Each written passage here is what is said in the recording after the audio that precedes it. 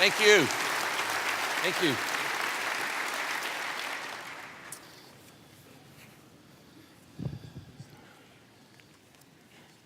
So how are you? Mr. President, welcome. Glad you're here and glad to have you back. He's been here several times, 3 or 4 times at Saddleback Church.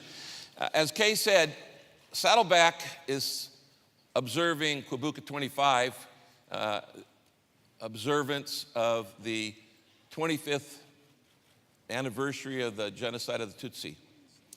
And we stand in solidarity with the nation of Rwanda that this never be forgotten, that it has to be remembered. Last night, since you weren't here, I interviewed the Archbishop of Rwanda, Laurent Banda. He's here, right here. Stand up, Bishop. Archbishop Banda, glad you're here. Thank you. And thank you so much. I see Mary Kamanzi down here. Mary is the Director of Purpose Driven in Rwanda. Stand up, Mary. Good to see you. And thank you. And the Ambassador to the United States from Rwanda, I see you here. Please stand up. Great. Thank you.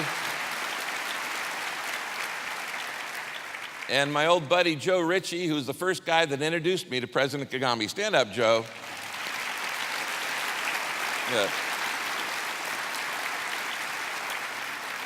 Now, we've been friends almost 15 years. So I want to show you some photos on the screen here. You can look up here, Mr. President. I'll look this way, you can look that way. Here we are. This is at the 25th anniversary of Saddleback Church, and the primary speaker, President Paul Kagame. Here he is speaking at the 25th anniversary at Angel Stadium, which was packed out. Then a few months later, when we went to Rwanda, and he's greeting me at Amahoro Stadium, where I'm going to speak there in Amahoro. Here he is telling me a great joke. Okay, and I've used it on you several times. You're going to see a lot of pictures like this, where we're kind of conferring together at different meetings. Here's another one. See, he's giving me advice on my family right there. And here I'm telling him a joke, and he's kind of grinning. And then we're just talking to each other in different meetings. Then this was at the inauguration of President Kagame, where he had asked me to pray. I'm holding up my Rwanda passport, okay, so that I'm Rwandan. And then here was when we gave the award to President Kagame as a Man of Peace, our highest peace award, which he received. And here we are praying together. And so we've had a long conversation and commitment to each other. Saddleback is committed to the nation of Rwanda long term. I thought I'd give you a little update before we began that, the peace plan began in Rwanda at his invitation. It's now all over the world. We've sent over 26,000 Saddleback members to 197 countries, but it all started in Rwanda. And in Rwanda, about 10% of those 26,000, over that, nearly 3,000, 2,783 Saddleback members have actually gone and served in Rwanda. So I'm going to ask at all 20 of our campuses right now, if you have been to Rwanda, would you stand up right now in all 20 campuses? Okay? Okay, look at this. Great. That's great. God bless you. These people have launched over 400 different training initiatives, training nurses, working with the police departments, working with farmers, working with judges, working with pastors. Over 4,558 pastors have been enrolled in the 3-year educational training program of Purpose Driven. And we figured out that we have bought over 6,800 plane tickets to Rwanda. So some agency is really happy with us. I'm not sure who that is.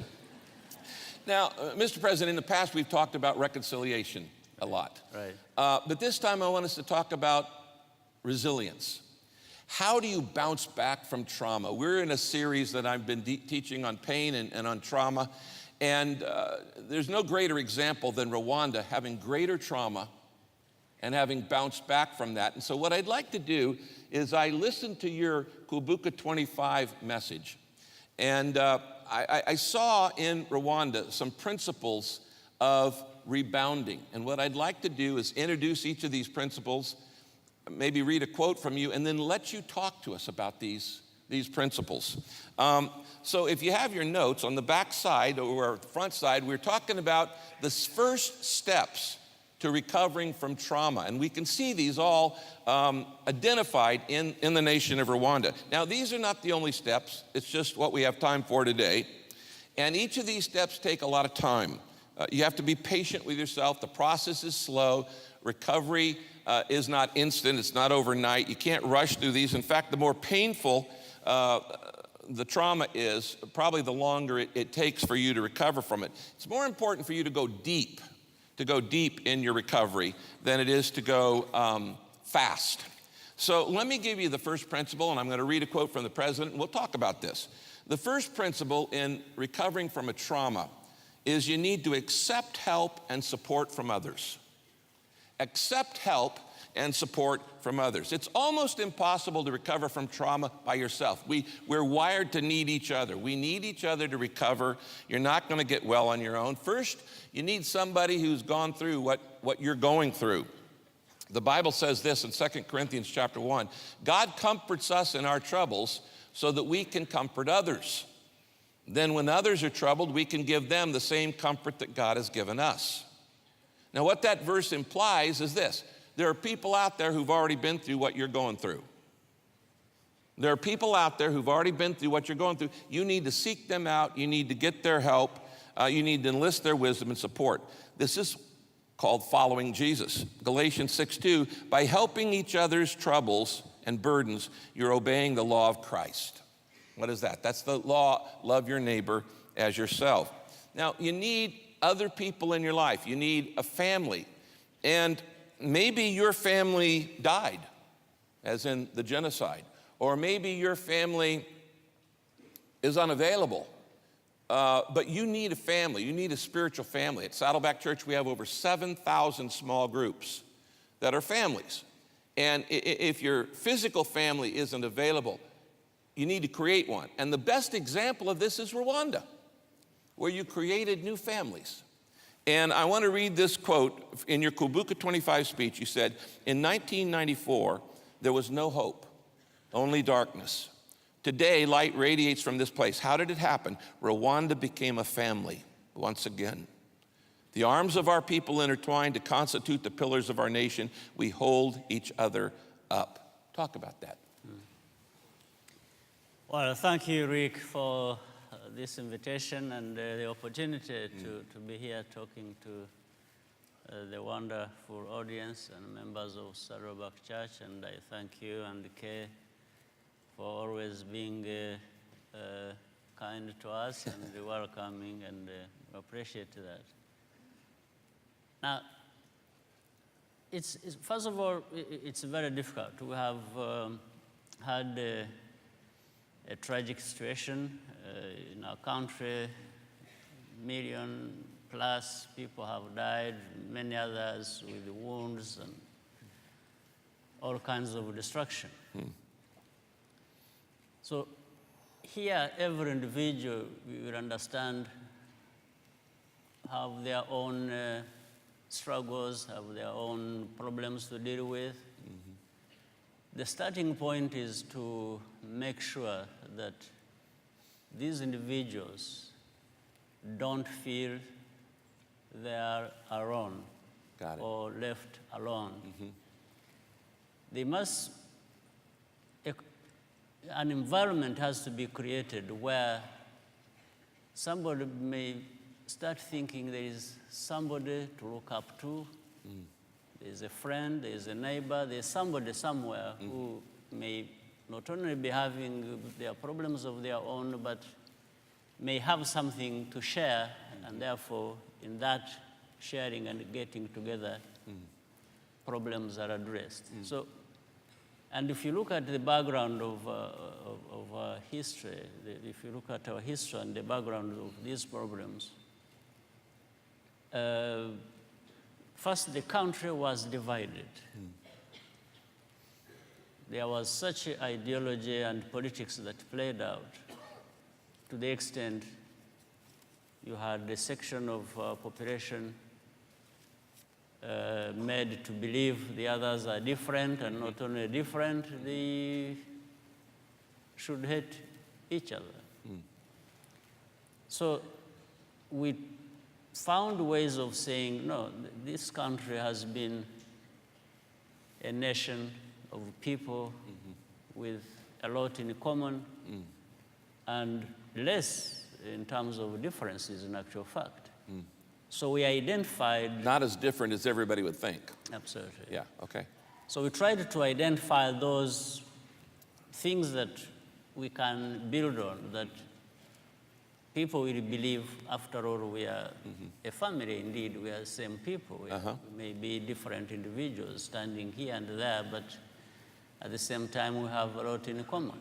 We have a lot of common aspirations. We have a number of things. So we emphasize this unity, coming together, and in the process, realizing formation of a family, the feeling at least of a family.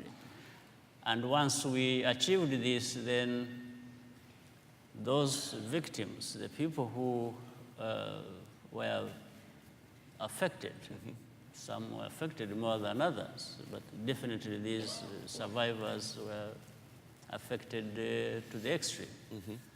So we created the conditions to make them feel that they are not alone. They've lost their family members, they've lost everything, but they are not alone.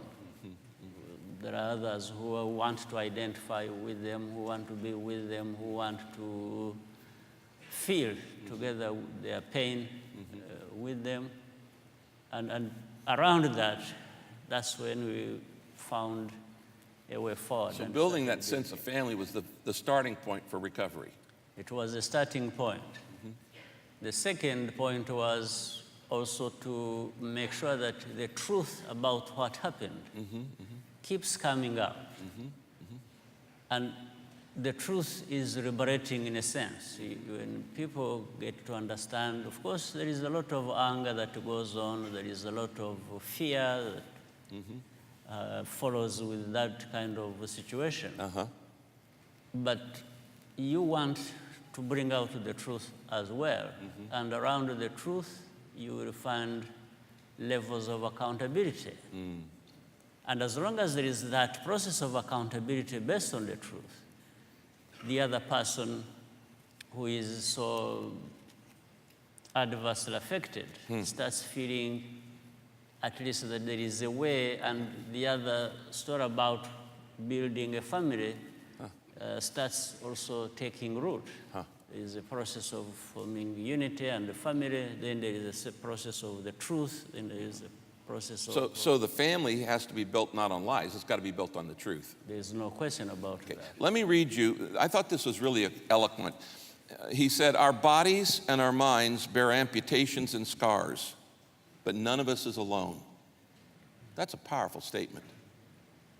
You know, after all of the genocide. Our bodies and minds bear amputations and scars, but none of us is alone. Together we've woven the tattered threads of unity into a new tapestry. Sisters had to become mothers. Neighbors had to become uncles. Strangers became friends. We created new bonds of solidarity to console and to renew each other. Rwanda is a family. That's why we exist despite all we've gone through. That's powerful. That's eloquent, Mr. President. Now, you went from that into this second principle, talking about truth. I want you to write this down. I hope you heard what he just said. The second key to recovery is to focus on what's true, not what you feel. Focus on what's true, not what you feel. When you're traumatized, two things can happen to your emotions. First, your emotions can get disconnected, and second, your emotions can get distorted.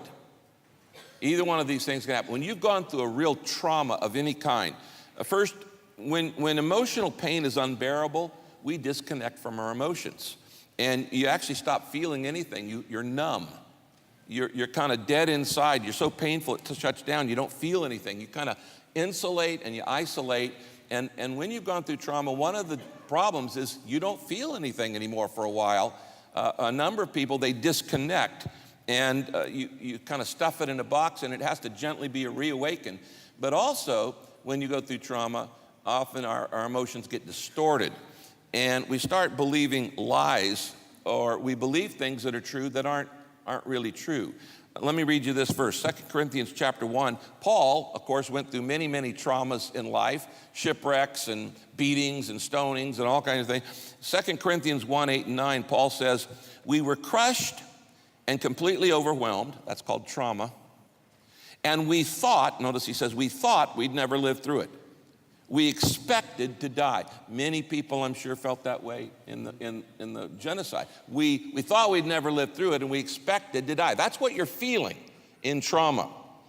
But as a result, he said, we learned not to trust in our own feelings and ourselves, but to trust in God. Paul says we thought we were going to die. His feelings were wrong. He didn't die. Now, let me just say this before I ask the president a question. Sometimes victims actually in trauma end up blaming themselves. And they start saying things like, well, it was my fault, or I deserved this, or I'm a bad person and that's why this happened to me, or I'm no good, or there's something really, really wrong with me. Those are all lies. They're not the truth. They're lies. But when you're in trauma, sometimes the victim actually starts blaming themselves. The antidote is what Jesus said in John 8:32, the truth sets you free. And so you need to listen to the truth, not your feelings. You need God's view of you. And you may, when you've gone through trauma, need to change the way you talk to yourself. I want you to write this down. I want you to write these 3 things down. And then, Mr. President, we're going to talk about this. The trauma is not my fault. We're talking about the kind of trauma that is perpetrated against you by someone evil. The trauma is not my fault. The trauma, number 2, the trauma is not my identity. And number 3, the trauma is not my future. Trauma is not my fault. It's not my identity, not my future. Now, Mr. President, you had to lead an entire nation that was traumatized. Literally everybody in the country. There was no non-traumatized person. So how do you lead a traumatized nation to say, wait, it's not my fault, it's not my future, it's not my identity? What would you say about that? How did you do that? How did you lead an entire traumatized nation? We started by talking about this quest for unity that happens, where we create a feeling of a family. We talked also about the truth. So that process leads to creating certain conditions that will enable people to think beyond their feelings and what has happened to them. But at the same time, we are also aware that you can't dictate feelings. You can't dictate to someone how they should feel. You can't command a feeling. You can't do that.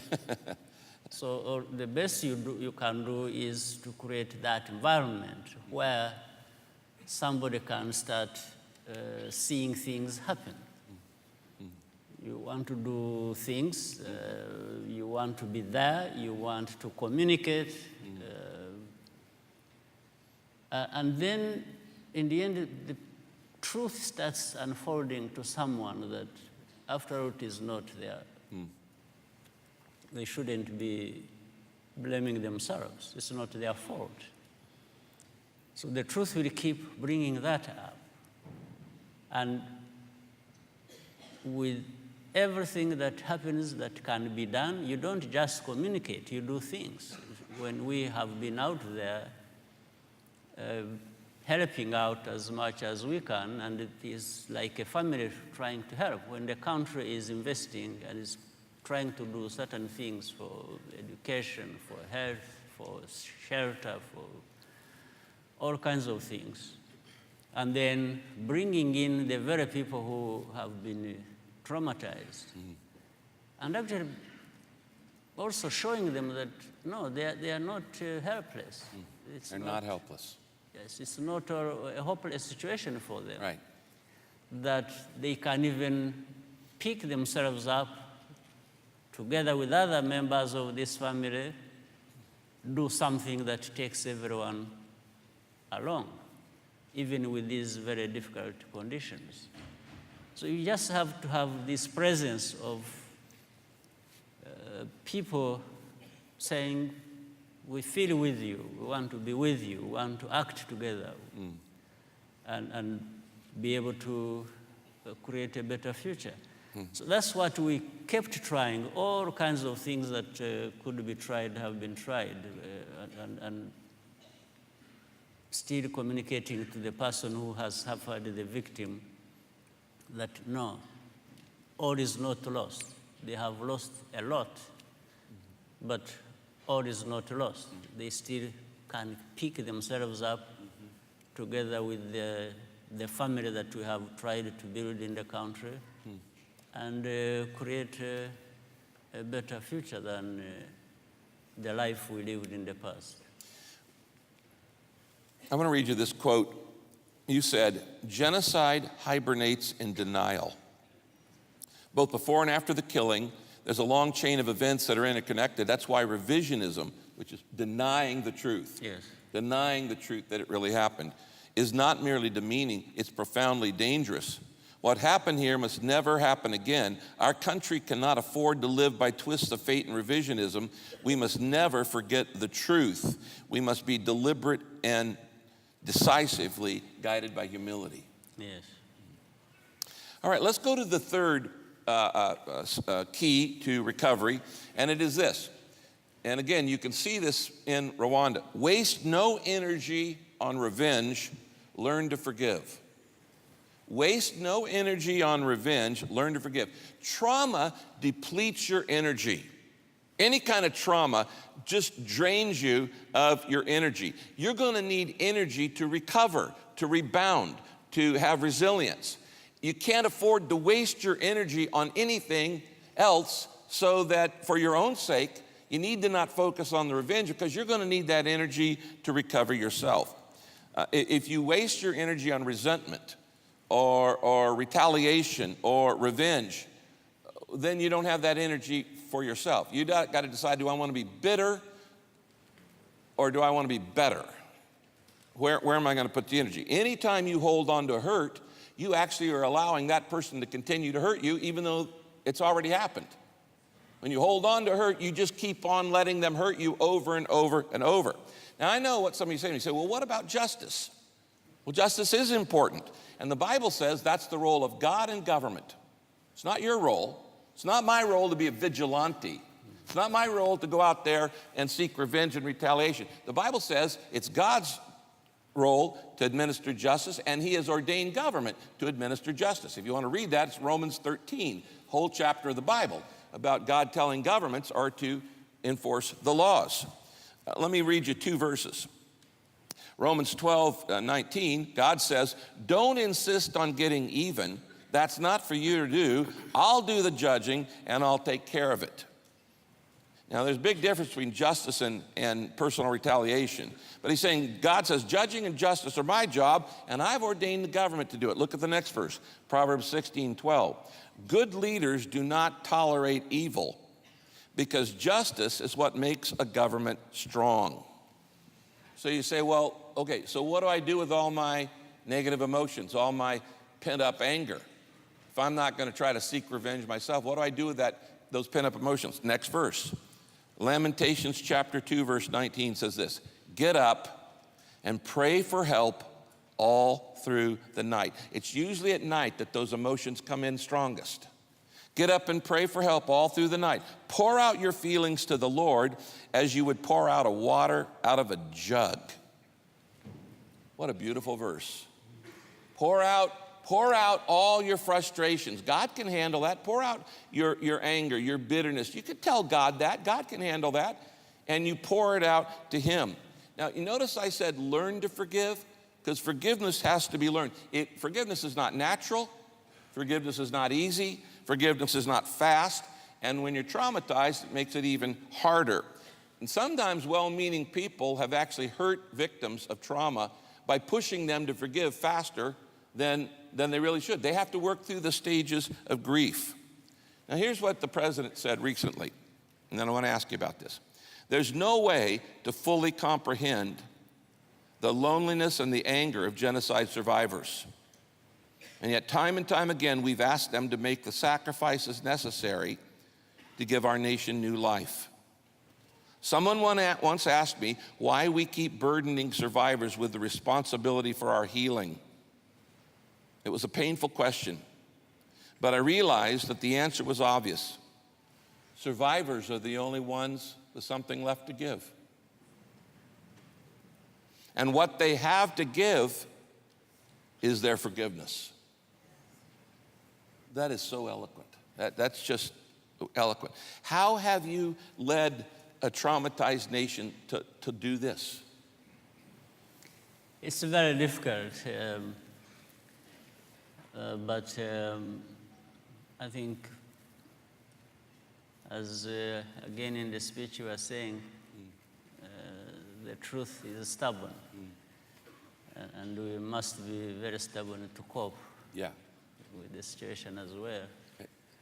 So we keep trying, and we keep communicating, we keep questioning, we keep finding answers. And for forgiveness, you don't expect everyone to forgive. And I think people will understand. If people decide not to forgive, you will understand. Much as we keep asking people to forgive. Sure. But forgiveness may come as a result, as a result of deep understanding, based on many things we talked earlier. And trust and forgiveness are in a way related. Once you have created trust, which will depend on what you've come out to do, that will convince many people that maybe the situation, first of all, they understand the situation they are having to deal with, they understand it. Then from action carried out by leaders, by government, by, people will start reading from these actions that maybe the situation is different from what they faced before. And forgiveness also may come as a result of realizing that, well, first we have to live the future. We have to have a better life coming for us. How do we get there? Then you don't forget that you've lost so much. You keep that in mind. But people in Rwanda have found it possible to forgive so that they create a better future, and so that we stop losing even the little we remained with. Are you hearing what he's saying? That forgiveness, we don't forgive for the other people's sake, we forgive for our own sake, because first, we don't want to hold on to the pain, it keeps hurting us, and second, we're going to need the forgiveness ourselves, and third, we want a better future. Yes. So you don't say, well, they don't deserve the forgiveness. Well, of course they don't, but you don't either for your forgiveness. But you forgive not because they deserve it, because they don't, but you forgive because you want the better future and you don't want to hold on to the pain. That's good, that's profound. And you really can't go to those people who were responsible for the evil that happened and ask from them anything. Or you can, in fact, what you are expected to be doing is to be holding them accountable. I'm sure the immediate thing that comes to people's mind, especially in my country, is that those people should have gone to jail or should have even been hanged. Right. So you don't ask them anything. That's why we turn to the survivors, the victims, and say, the situation is as we all know it, or is like this.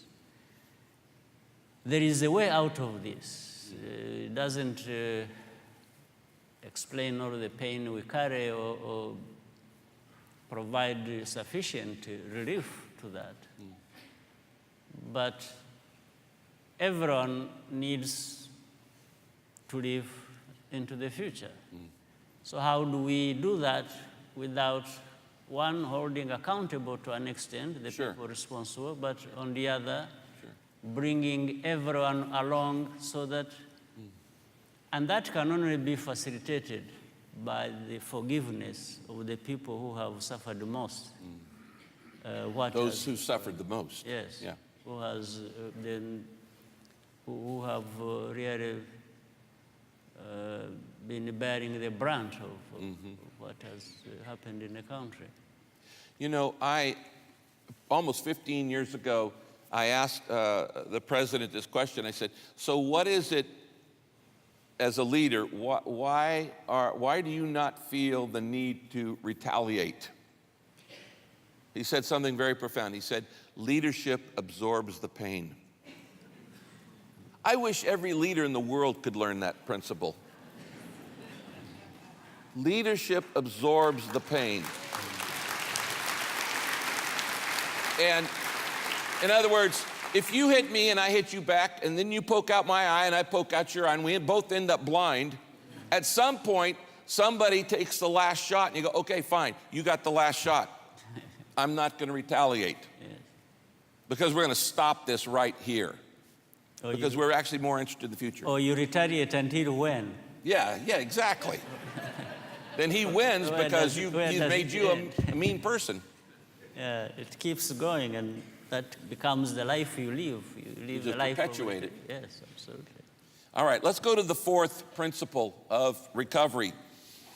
And this has to do with hope. You've got to have hope. Hope and trust God for the strength to recover. Hope and trust God for the strength to recover. You can't move forward without hope. You can't move forward without faith. You have to have faith in God, faith in yourself. You have to have faith in others. You have to have faith that you can move, that you're not paralyzed, that you're not helpless, you're not hopeless. You need hope and you need faith. Jeremiah 29:11, God says, the plans I have for you are plans to prosper you and not harm you, plans to give you hope and a future. God has plans. God's plans have hope and have a future. God is a God of recovery.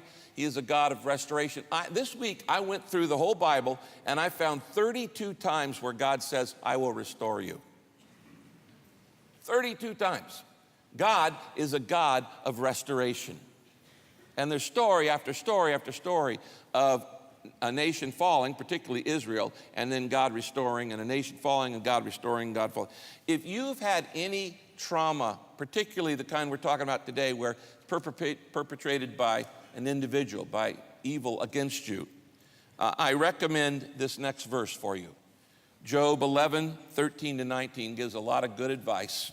It says this: give your whole heart to God and hold out your hands for him to help you. Then you will lift your face without shame. God doesn't want you living in shame. You will lift your face without shame. You will stand firm without fear. God doesn't want you living in fear. Then all your troubles will fade from your memory like water under a bridge. Your life will be brighter than the sunshine at noon, and life's darkest hour will shine like the dawn. You will live secure and full of hope. God will protect you and give you rest. And you won't be afraid of your enemies. In fact, many people will ask you for help. if ever I read a verse that describes what Rwanda is going through right now, it's that passage right there. That all those things, you get rid of fear. You know, Rwanda's been rated the safest country in Africa. And yeah, go ahead. You can clap for that.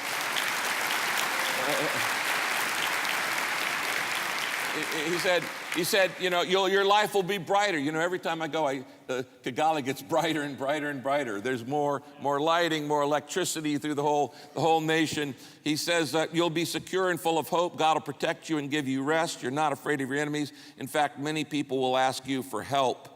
You know, I'll tell you this personally. 7 other African presidents have called me and said, when can we get what's going on in Rwanda? I said, what do you mean? They said, well, you know, this Rwanda model peace plan that was created there. And I said, well, I'm happy that you're interested in it. I said, we're just one church. We can't go to every nation all the time like that. I mean, we can't send 3,000 people to every nation. But I said, here's what I can do. I can send the Rwandans because they're trained. And that's what we've been doing. And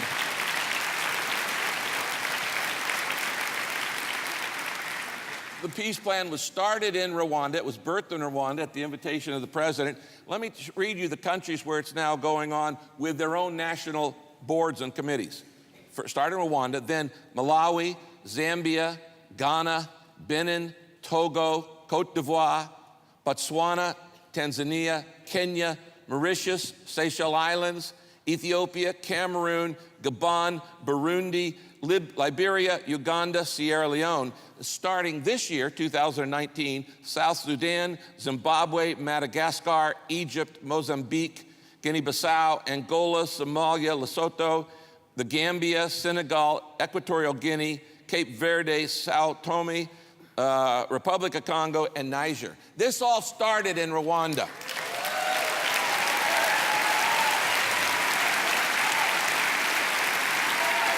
And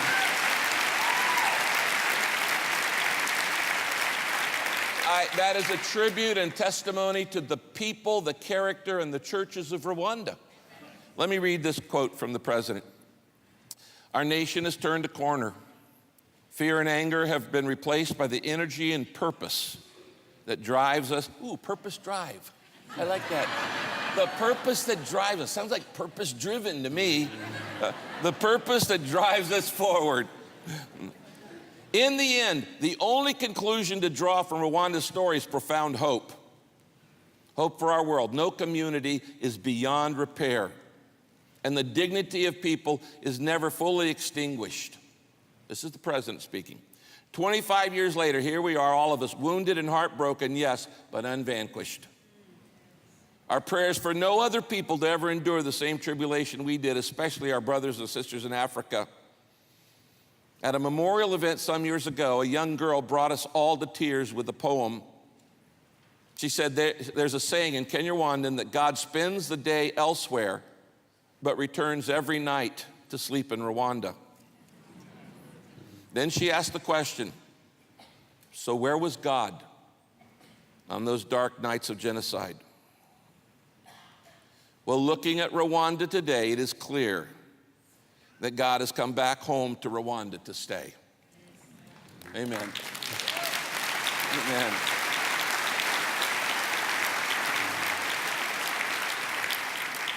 Years ago, you told me, I realized pretty quickly that the nation could recover quicker if we involved the churches.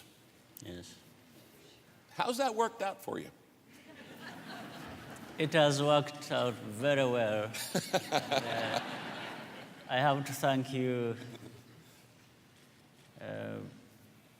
Pastor Rick, that with the Saddleback Church, and when you agreed to engage with us in our country, it was in recognition of what we knew that would contribute, and it did. But a little bit of history to that is a church in Rwanda became part of the problems we faced in history. In fact, church and colonialism were intertwined, and one serving the other for many decades. And what we saw in 1994, churches became killing sites as well. And religious leaders got involved directly. But at the same time, we also understand the essence and the far reach of faith sector. Churches connect with the people. They have followership, thousands of our citizens. So we thought reforming, in a sense, if I may use the word, this faith sector and sort of assist in returning that to its known what it should be doing and expected roles, what it should be doing, Yeah.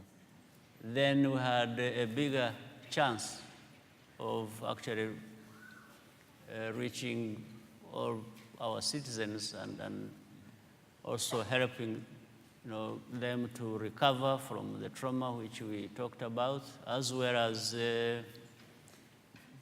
assist in many other ways. And this is what has happened. We've seen, and I wanted to thank you and the entire Saddleback Church, the way they have impacted our people through, and it wasn't just preaching, it wasn't or just preaching in church, it was also preaching on the aspects that will transform our lives.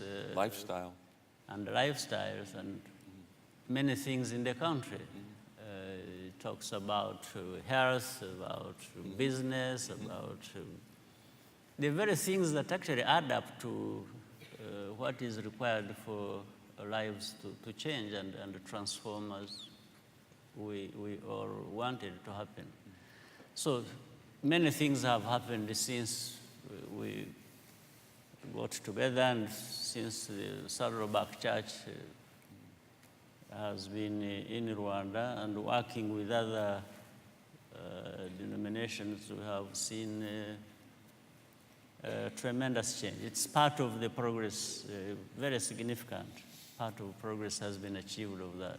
Well, it's been our honor and your wisdom to invite us. Those of you who are new to Saddleback need to understand that the peace plan is very different. We're not like NGOs. We don't do stuff for people. All we do is training. In the Great Commission that Jesus gave, he said, go into all the world and teach them to do. Teach them to do. It didn't say do it for them. We don't do anything for Rwanda. All we do is teach Rwandans how to do it for themselves. And so our nurses teach nurses, and our doctors teach doctors, and our pastors teach pastors, and our judges teach judges, and farmers teach farmers, and landscapers teach landscapers, and managers and businessmen teach businessmen. We don't do stuff for Rwanda. They're very capable on their own to do it. They're self-reliant.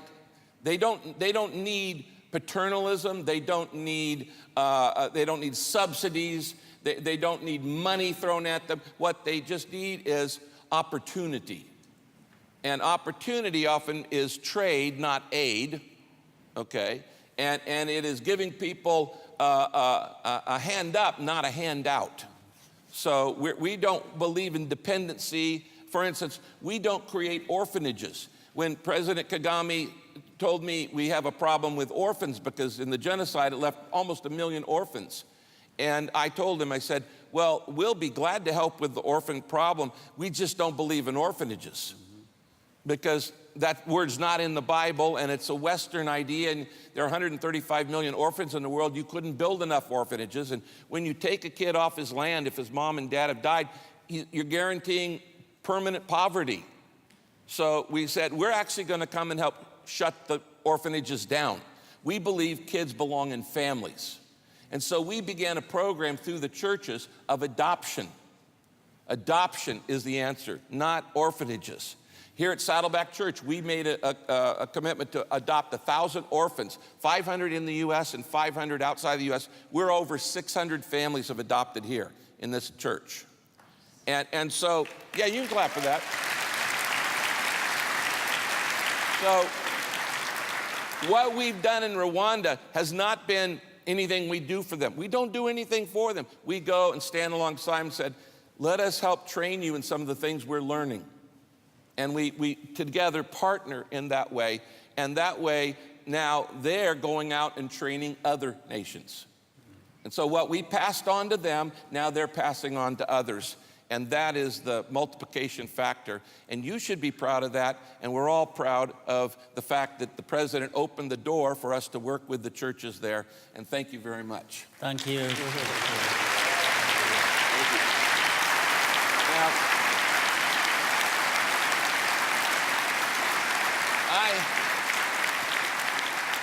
I have a present, and it's a significant present. You know, what do you give a president, huh? Okay. But there's a Japanese form of ancient artwork called kintsugi. And kintsugi is the art form of mending broken pottery with gold. And this process gives new life to a damaged or aging ceramic by celebrating their frailty and history. In other words, instead of seeing the brokenness as a bad thing, it becomes part of the beauty.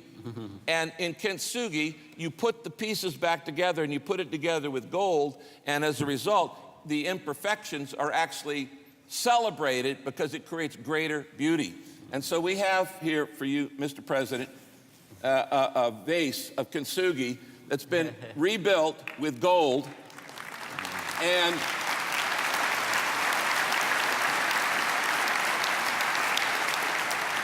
this represents what God has done in Rwanda.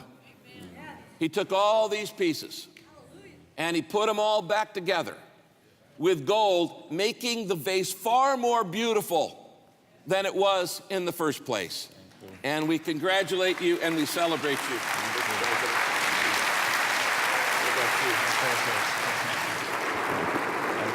Thank you so much. Love you. Thank you so much. Give this to you. There you go. Thank you.